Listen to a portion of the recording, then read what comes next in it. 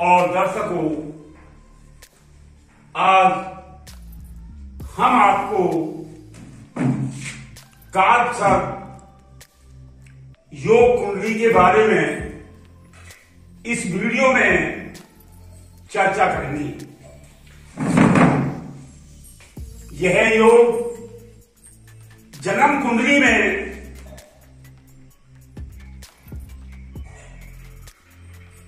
कन्या की कुंडली में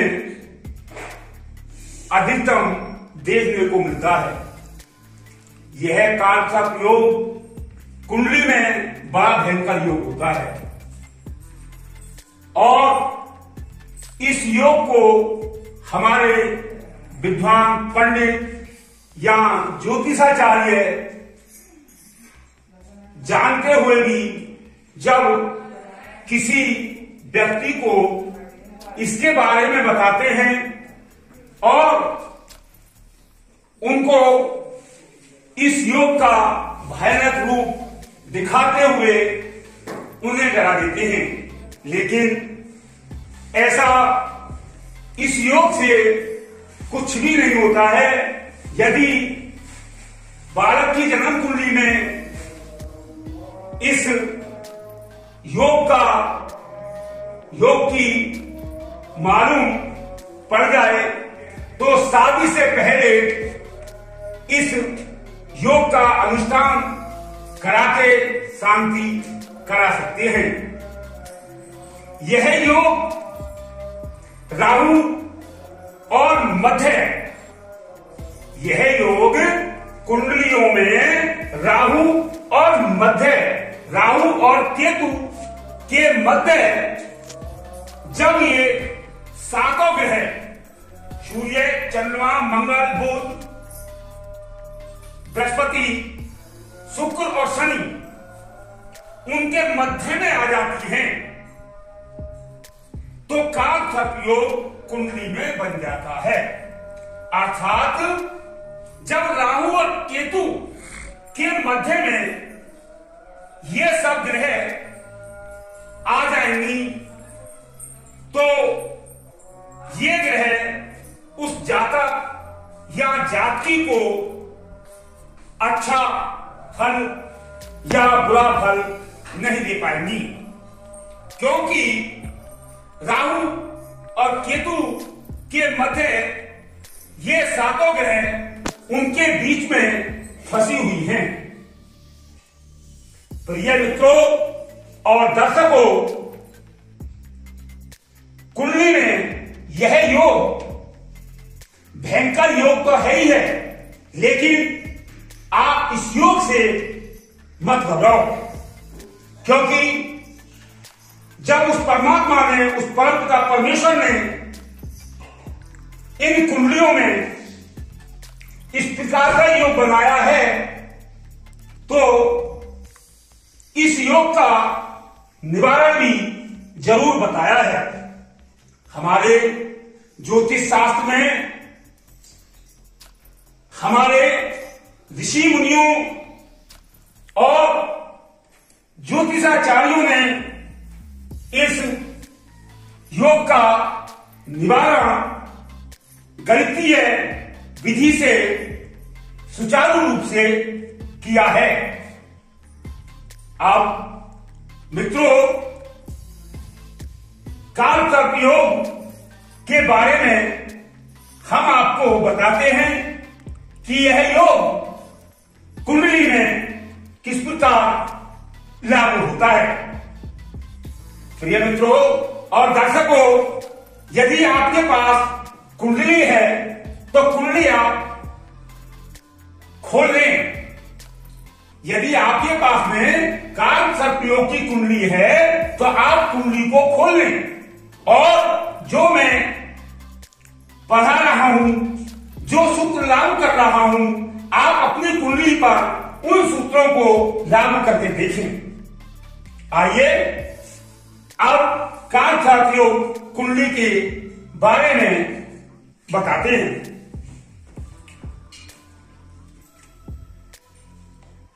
कालसर्प योग कब बनता है? मित्रों और दर्शकों, कुंडली में काल सर्प योग कब बनता है? जब राहु और केतु के मध्य शनि ग्रह, सूर्य, चंद्रमा, मंगल, बुध, गुरु, शुक्र और शनि आ जाते हैं तो काल सर्प योग बन जाता है। राहु और केतु हमेशा कुंडली में आमने सामने होते हैं। जैसे राहु द्वितीय भाव में बैठे हुए और केतु अष्टम भाव में बैठे हुए, अर्थात ये 180 डिग्री पर आमने सामने बैठे हुए हैं और इन्हीं के मध्य में ये सातों ग्रह आई हुई है। अब प्रिय दर्शकों, अब काल सर्प योग कुंडलियों में कितने प्रकार का होता है? काल सर्प योग कुंडली में 12 प्रकार के होते हैं और भी होते हैं, लेकिन ज्योतिष शास्त्र के अनुसार मुख्यतः हमारे ज्योतिषाचार्यों ने 12 प्रकार से योगों की गणना की है। नंबर 1 अनंत योग, नंबर 2 कुलिक योग, नंबर 3 बाष्पी योग, नंबर 4 शंखचूर्ण योग, नंबर 5 पद्म योग, नंबर 6 महापद्म योग, नंबर 7 तक्ष योग, नंबर 8 कर्कौट योग, नंबर 9 संपाल योग, नंबर 10 घातक योग, नंबर 11 विस्तर योग और नंबर 12 होते हैं शेषनाग योग। अब इन सब के बारे में हमको आपको बताना है। हमारे काल सर्प योग में बनाने के लिए कुछ नियम या सूत्र भी हैं। नंबर 1 अनंत काल सर्प योग। अब हमको आपको अनंत काल सर्प योग के बारे में बताना है कि यह योग कुंडली में कैसे बनता है। जब राहु लगन भाव अथवा प्रथम भाव में हो और सप्तम भाव में केतु, यानी राहु लगन भाव में हो और केतु महाराज सप्तम भाव में हो तो अनंत काल सर्प योग बन जाता है। नंबर 2 कुलिक काल सर्प योग। कुंडली के द्वितीय भाव में राहु हूं और अष्टम भाव में कुंडली के द्वितीय भाव में राहु और अष्टम भाव में केतु हो तो कुलिक काल सर्प योग बन जाता है। नंबर 3 बाष्पी काल सर्प योग। कुंडली के तृतीय भाव में राहु और नवम भाव में केतु हो तो बाष्पी काल सर्प योग बन जाता है। नंबर 4 शंखचूर्ण काल सर्प योग। कुंडली के चतुर्थ भाव में राहु और दसम भाव में केतु हो तो शंखचूर्ण काल सर्प योग बन जाता है। नंबर 5 पद्म काल सर्प योग। कुंडली के पंचम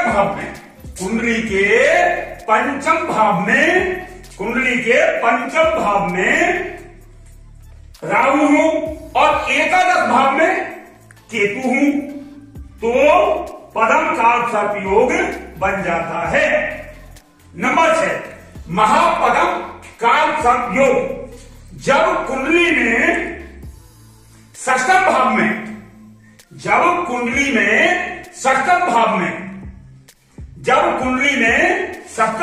में राहु हूं और द्वादश भाव में केतु हूं, द्वादश भाव में केतु हूं तो महापदम काल सर्प योग बन जाता है। नंबर 7 कक्ष योग। कुंडली में सप्तम भाव में, कुंडली में सप्तम भाव में राहु और प्रथम भाव में, सप्तम भाव में राहु और प्रथम भाव में केतु हूं तो तक्षक योग बन जाता है। नंबर 8 कर्कटक काल सर्प योग। कुंडली के अष्टम भाव में, कुंडली के अष्टम भाव में राहु और द्वितीय भाव में केतु, द्वितीय भाव में केतु हो तो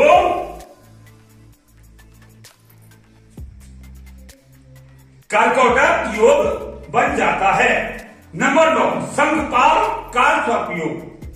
कुंडली के नवम भाव में, कुंडली के नवम भाव में राहु और तृतीय भाव में केतु हो तो इस अवस्था में शंखपाल काल सर्प योग बन जाता है।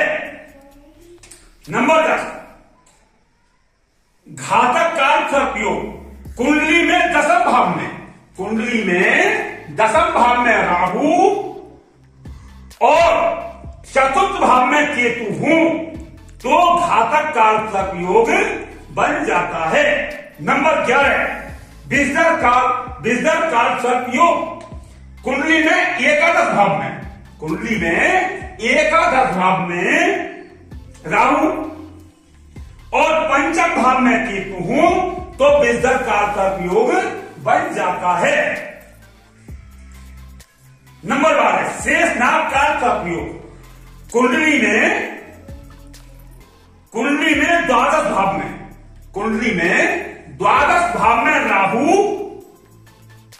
और षष्ठम भाव में, और षष्ठम भाव में केतु हूं तो ऐसी स्थिति में काल सर्प योग बन जाता है।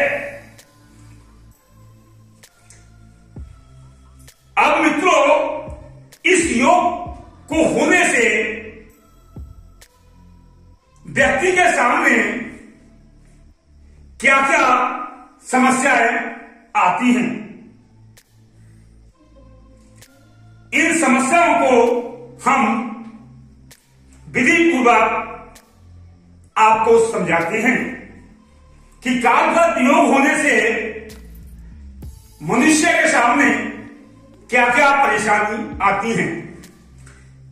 जब कुंडली में कालसर्प योग बन जाता है तो विवाह में देरी होना, मित्रों विवाह में देरी होना, पुत्र की प्राप्ति में होना, अपयश मिलना, धोखा मिलना, चोरी का आरोप लगना, सगे संबंधी साधना देना, पुत्र प्राप्ति में बाधा, बुढ़ापा दुख में होना, आसमान से धरती पर लाकर छोड़ देना, अर्थात स्थिति ज्यादा खराब होना, कठोर मेहनत करने पर भी अच्छा फल नहीं मिलता है, बार बार दुर्घटनाओं की चोट चपेट आती रहती हैं, जीवन में एक बार राह दिखाना। यदि किसी कुंडली में कालसर्प दोष है तो जीवन में आपको एक बार निसंदेह आकाश तक पहुंचा देगा और फिर दशा महादशाओं के कारण आपको यह योग धरती पर लाकर पटक देगा। अब देखो इस कालसर्प दोष पे स्वप्नों के ऊपर भी विचार किया जाता है। जब कालसर्प दोष कुंडली में यह दोष होता है तो जातक या जातकी को कैसे कैसे सपने दिखाई देते हैं। हमारे विद्वान पंडित और ज्योतिषाचार्य उनके स्वप्नों के अनुसार बिना कुंडली देखे ही मंथन गणना कर देते हैं। तो स्वप्नों पे भी हमने विचार किया है। तो स्वप्न किस प्रकार के होते हैं? स्वप्न में सर्प देखना, मलमूत्र देखना, भय रहना, अग्नि और पानी से डरना आदि हैं।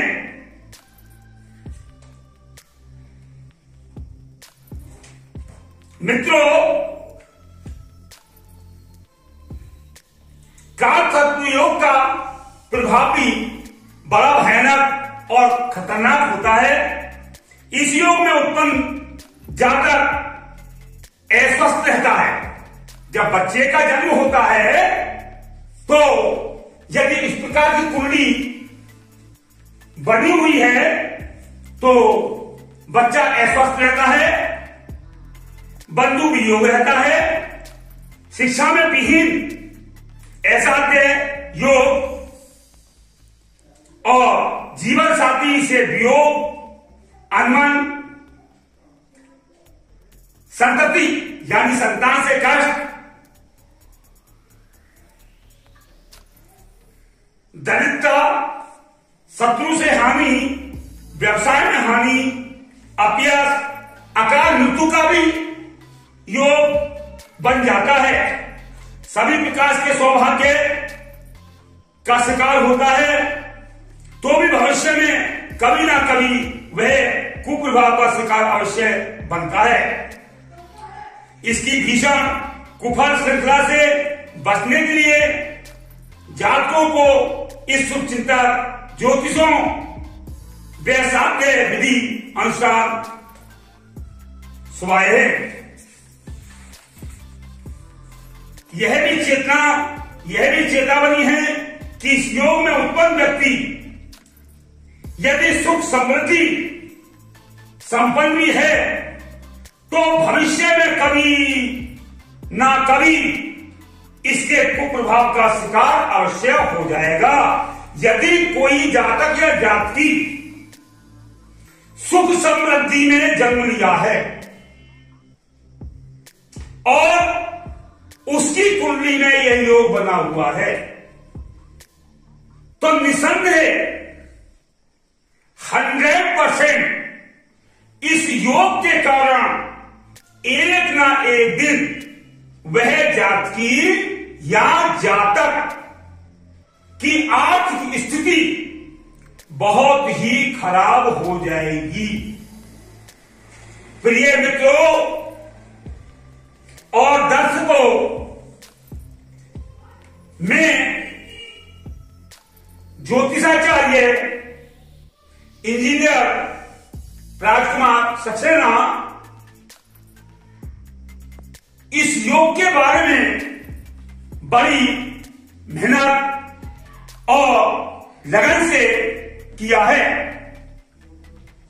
मैं आपको फिर भी एक बार पुनः दोहराता हूं कि आप इस योग से बिल्कुल भी ना घबराएं, बिल्कुल भी ना डरें और किसी भी अंधविश्वास में ना आए, क्योंकि इसका अनुष्ठान कराने के लिए हमारे जो विद्वान पंडित हैं वो जातक और जाति को डराकर अनुष्ठान परिपूर्ण नहीं कर पाते हैं। यह अनुष्ठान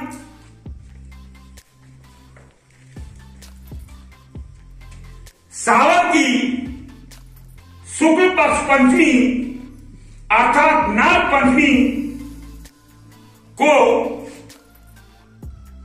किया जाता है।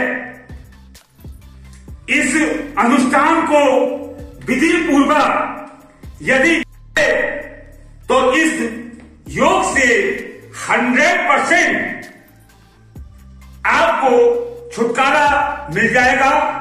और आपका जीवन आनंदमय, सुखमय और वैवाहिक जीवन में बड़ा ही आनंद आएगा।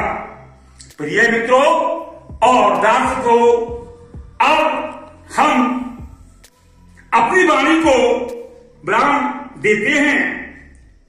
प्रिय मित्रों, यदि मेरा चैनल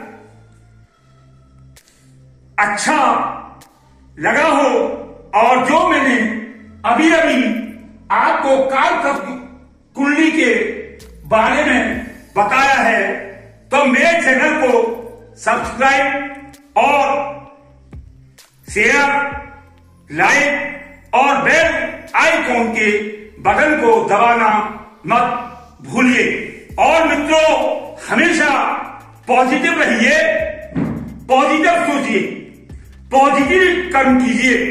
इन पॉजिटिव सोचने से आपके जीवन में काफी विस्तार होगा। आप किसी भी चीज को, किसी भी कार्य को देखकर नर्वस मत होइए और पॉजिटिव सोचते हुए अपनी ऊंचाइयों की तरफ बढ़े। मेरे इस वीडियो में आपको